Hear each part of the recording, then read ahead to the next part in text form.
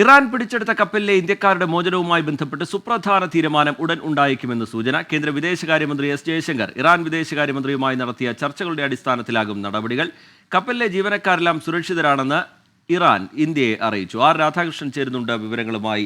R K, വിദേശകാര്യ മന്ത്രാലയത്തിന്റെ ഇടപെടൽ ഏറ്റവും ഒടുവിലായി എങ്ങനെയുണ്ടാകുന്നു? ആർ കെ,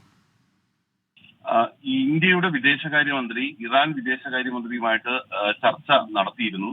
ആ ചർച്ചയിൽ ഇറാൻ ഇന്ത്യ അറിയിക്കാനായിട്ട് ശ്രമിച്ചത് ഇത് ഇന്ത്യക്കെതിരായിട്ടുള്ള ഒരു നീക്കമോ അല്ലെങ്കിൽ ഇന്ത്യക്കാർക്കെതിരായിട്ടുള്ള ഒരു സമീപനമോ അല്ല, മറിച്ച് അന്താരാഷ്ട്ര തലത്തിൽ ഉണ്ടായിരിക്കുന്ന ഇസ്രയേലുമായി ബന്ധപ്പെട്ടിട്ടുള്ള തങ്ങളുടെ വിഷയങ്ങൾ, അതിന്റെ ഭാഗമായിട്ടുള്ള നടപടികളാണ് ഇതിന് കാരണമായത് എന്നുള്ളതാണ്. അതുകൊണ്ട് ഇന്ത്യ ആവശ്യപ്പെട്ടത് ഇന്ത്യക്കാരായിട്ടുള്ളവരെ സുരക്ഷിതമായിട്ട് മോചിപ്പിക്കണം എന്നുള്ളതാണ്. അക്കാര്യം അനുഭാവപൂർണ്ണം പരിഗണിക്കും എന്ന ഉറപ്പാണ് നൽകിയിരിക്കുന്നതെന്നാണ് നമുക്കറിയാൻ സാധിക്കുന്നത്. നയതന്ത്ര ചർച്ചകൾ ഇതിന്റെ ഭാഗമായിട്ട് പൂർത്തിയാക്കേണ്ടതുണ്ട്. അതുകൊണ്ട് ഈ വിദേശകാര്യമന്ത്രിമാരുടെ ചർച്ചകൾക്ക് തുടർച്ച എന്ന രീതിയിൽ ഇന്നു മുതൽ തന്നെ നയതന്ത്ര ചർച്ചകൾ ആരംഭിക്കുക എന്നുള്ള ഒരു തീരുമാനത്തിലേക്ക് എത്തിയിരിക്കുന്നു എന്ന് അറിയാൻ സാധിക്കുന്നു. അങ്ങനെയാണെങ്കിൽ വളരെ വേഗത്തിൽ തന്നെ ശുഭകരമായിട്ടുള്ള വാർത്ത നമുക്ക് ശ്രവിക്കാനാകും എന്നുള്ളതാണ് ഇപ്പോഴത്തെ വിവരം.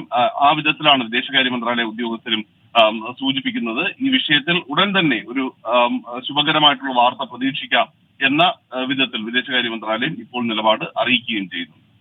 ആർ കെ, ഈ ബന്ധുക്കളുമായി സംസാരിക്കാനൊക്കെ ഇവർക്ക് കഴിയുന്നുണ്ട്, അതിനുള്ള അവസരവും സാധ്യമാകുന്നുണ്ട്. അങ്ങനെ ആശങ്കപ്പെടേണ്ട ഒന്നുമില്ല, വൈകാതെ തന്നെ മോചനം സാധ്യമാകും, അങ്ങനെ കരുതാൻ കഴിയുമോ ആർ കെ?